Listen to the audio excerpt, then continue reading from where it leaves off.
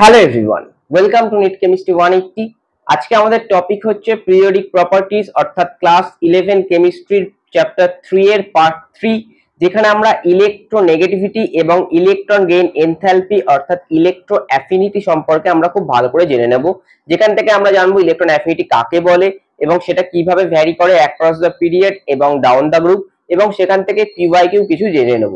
তো চলো ভিডিওটি শুরু করছি, কিন্তু ভিডিওটি শুরু করার আগে যারা আমার চ্যানেলে নতুন আছো এবং আগামী দিনে নিট 2025 দিতে চলেছে অথবা বোর্ড এক্সাম দেবে, খুব ভালো করে ভাবছো, তারা অবশ্যই চ্যানেলটিকে সাবস্ক্রাইব করে নোটিফিকেশন বেলটি প্রেস করে দাও, কারণ কেমিস্ট্রিতে তোমাদের একটি স্ট্রং ফাউন্ডেশন এই চ্যানেল থেকে আশা করছি হয়ে যাবে। তো চলো ভিডিওটি শুরু করছি। ফার্স্ট অফ অল আমাদের টপিক হচ্ছে ইলেকট্রন অ্যাফিনিটি বা ইলেকট্রন গেইন এনথালপি।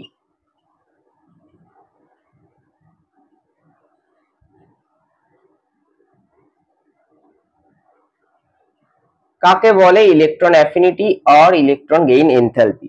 দেখো, আগের ভিডিওতে আমরা আয়নাইজেশন পোটেনশিয়াল শিখেছিলাম। তো যারা সেই ভিডিওটি দেখোনি, আমি ডেসক্রিপশন বক্সে লিংক দিয়ে দেবো, তোমরা সেখানে গিয়ে দেখতে পারো। আয়নাইজেশন পোটেনশিয়ালে কি হচ্ছিল, আমরা একটা নিউট্রাল গ্যাসিয়াস অ্যাটম নিচ্ছিলাম, সেই নিউট্রাল গ্যাসিয়াস অ্যাটমে আমরা এনার্জি দিচ্ছিলাম, এবং সেখানে এনার্জি দিলে কি হচ্ছিল, আমাদের ইলেকট্রন রিলিজ হচ্ছিল। এইটা ছিল আমাদের আয়নাইজেশন পোটেনশিয়াল বা ionisation enthalpy.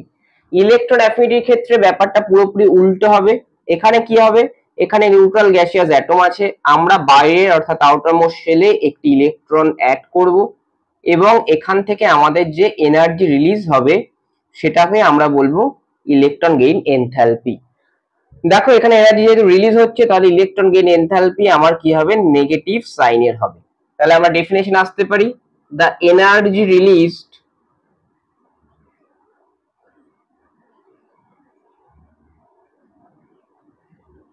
when an electron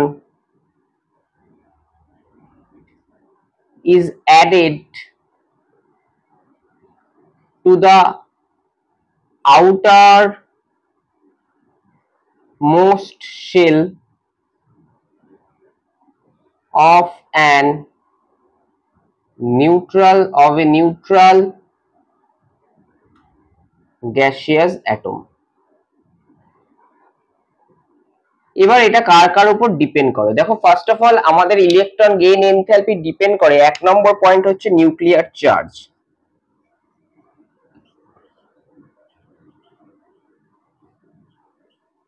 nuclear charge মানে কি, নিউক্লিয়াসে কতগুলো আমার প্রোটন রয়েছে, অর্থাৎ number of positive charge.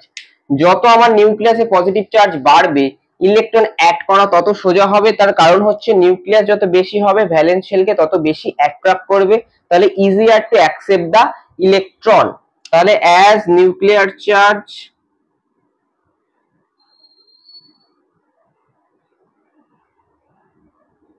Increases, তাহলে এক্ষেত্রে কি easier to accept the electron, তাহলে আমরা বলতে পারি electron gain enthalpy increases।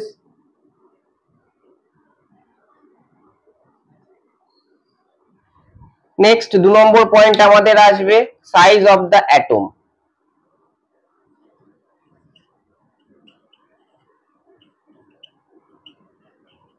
Size of the অ্যাটমের ক্ষেত্রে কি হবে ব্যাপারটা, দেখো একই ধরনের জিনিস আমি প্রথমেই তোমাদের বলেছিলাম যে পিরিয়ডিক প্রপার্টিজ গুলো দাঁড়িয়ে আছে কার উপরে, পিরিয়ডিক প্রপার্টিজ গুলো দাঁড়িয়ে আছে আমাদের যে ভ্যালেন্স শেলকে নিউক্লিয়াস যেভাবে টানছে তার উপরে। তাহলে যদি আমার অ্যাটমিক সাইজ ইনক্রিজ হয় বা বেড়ে যায়, তাহলে সেক্ষেত্রে কি হবে, নিউক্লিয়াস থেকে ভ্যালেন্স শেলের ডিসটেন্স বেড়ে যাবে, সেক্ষেত্রে অ্যাট্রাকশন কমে যাবে এবং সহজে ইলেকট্রন অ্যাড হতে চাইবে না, তাহলে ইলেকট্রন অ্যাফিনিটি কি হবে, কমে যাবে। তাহলে আমরা এখানে লিখতে পারি as size increases, distance of valence shell from electron increases। যদি ডিসটেন্স বাড়ে তাহলে কি হবে, অ্যাট্রাকশন কমে যাবে, তাহলে ইলেকট্রন গেইন এনথালপিও কমে যাবে।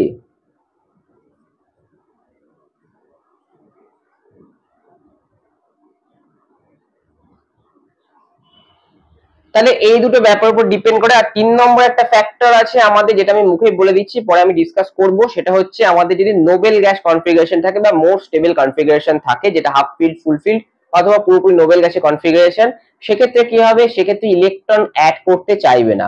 আর নোবেল গ্যাসের ক্ষেত্রে যদি তুমি একটা এক্সাম্পল নাও, নিয়ন 2s2 2p6, ওকে এক্সট্রা ইলেকট্রন আনতে গেলে কিন্তু থার্ড শেলে যেতে হবে, যেটাও করতে চাইবে না। তার জন্য ওখানে ইলেকট্রন অ্যাড করতে গেলে কি হবে, আমাকে বাইরের থেকে এনার্জি আরো দিতে হবে। তার জন্য নোবেল গ্যাসগুলো এবং মোর স্টেবল কনফিগারেশন এলিমেন্ট গুলো high positive electron affinity value দেখায়, বাকিদের ক্ষেত্রে ইন জেনারেল তারা নেগেটিভ ভ্যালু দেখায়। এবার আমরা পিরিয়ডিক ট্রেন্ডস দেখবো across the period and down the group. দেখো অ্যাক্রস দ্য পিরিয়ড যদি আমি দেখি,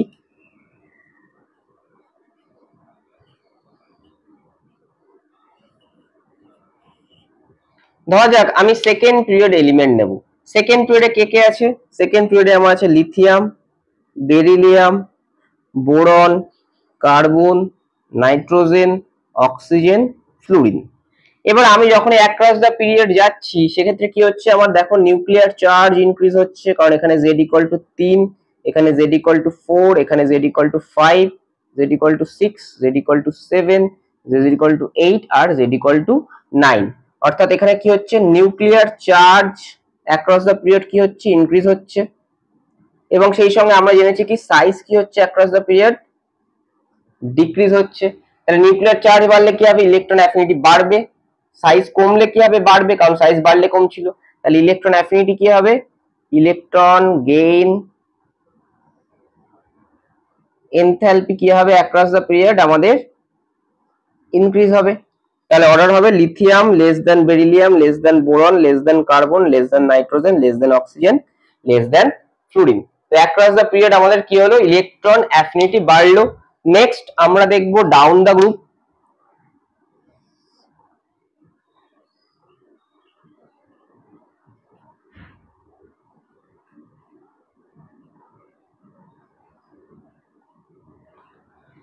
ডাউন দ্য গ্রুপ আমরা দেখি, দেখো গ্রুপ 1 এলিমেন্ট যদি আমরা দেখি, গ্রুপ 1 এ কারা আছে, lithium, sodium, potassium, rubidium, caesium.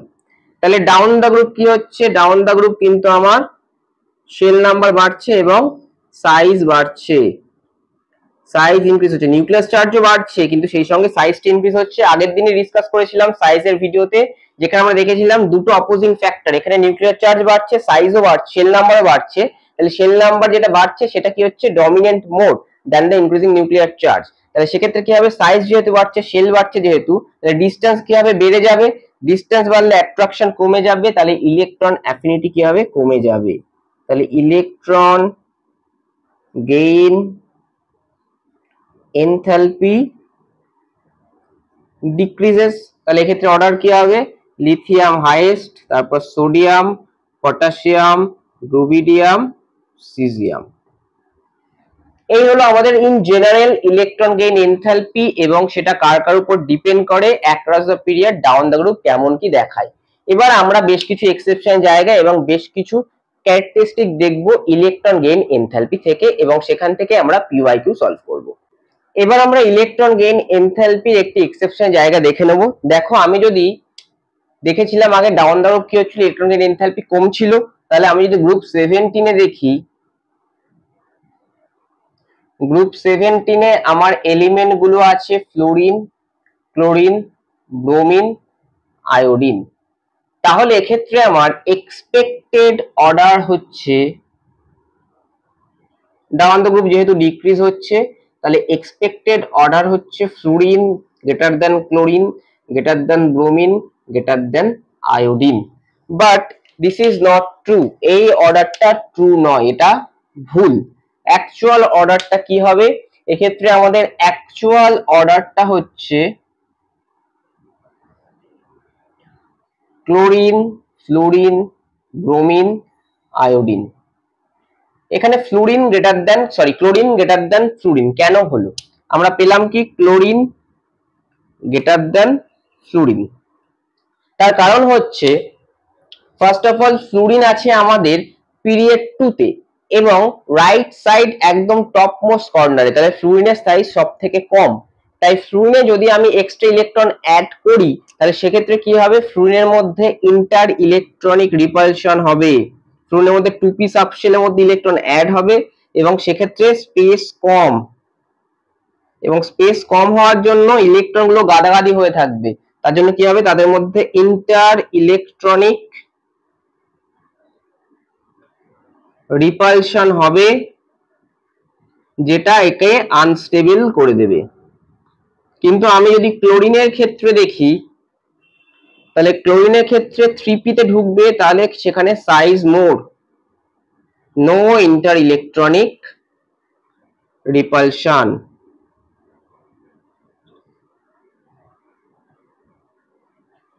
তাহলে সেক্ষেত্রে কি হবে, সেক্ষেত্রে আমার higher electron gain enthalpy value.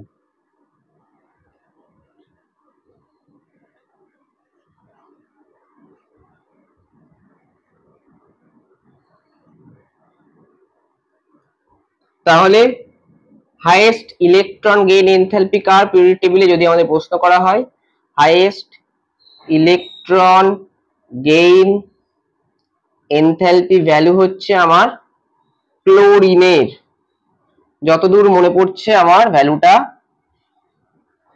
-349 kilojoule পার মোল। তাহলে ক্লোরিন সব থেকে হাইয়েস্ট। এবার কিছু ইন্টারেস্টিং ফ্যাক্টর দেখো তোমাদের একটু বলে দিই, সেটা হচ্ছে হ্যালোজেনস have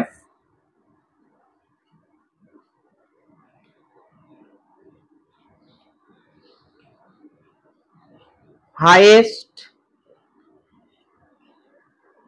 electron gain enthalpy values। কেন? কারণ হ্যালোজেন কারা, গ্রুপ 17 এ যারা আছে তাদের ইলেকট্রনিক কনফিগারেশন কি, ns2np5। তাহলে এরা যদি আর একটা ইলেকট্রন অ্যাড করে তাহলে এরা নোবেল গ্যাসের কনফিগারেশন পেয়ে যাবে। তাহলে সেক্ষেত্রে কি হবে, সেক্ষেত্রে এদের হচ্ছে হায়ার টেন্ডেন্সি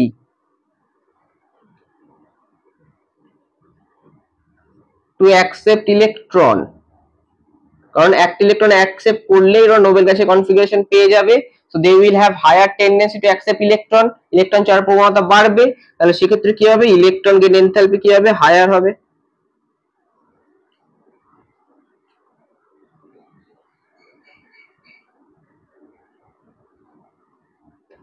নেক্সট আরেকটা আমরা জানতে পারি যে group 2 and noble gas, noble gas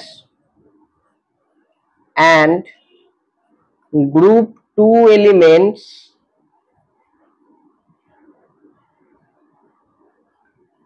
have large positive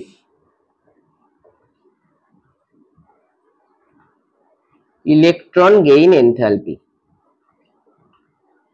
এটা কেন হলো, কারণ আমি যদি নোবেল গ্যাসের কনফিগারেশন দেখি তাহলে নোবেল গ্যাসের কনফিগারেশন হচ্ছে ns2np6 আর গ্রুপ 2 এর কনফিগারেশন ns2। তাহলে এই দুটোই দেখো কমপ্লিটলি ফিল্ড হলে কি হবে, হাইলি স্টেবল, হাইলি স্টেবল হলে কি হবে, no tendency to accept electron. তাহলে তাই যদি হয় তাহলে সেক্ষেত্রে no tendency to accept electron হলে কি হবে, এদের এনার্জি আমাদের বাইরে থেকে দিতে হবে, energy should be given externally.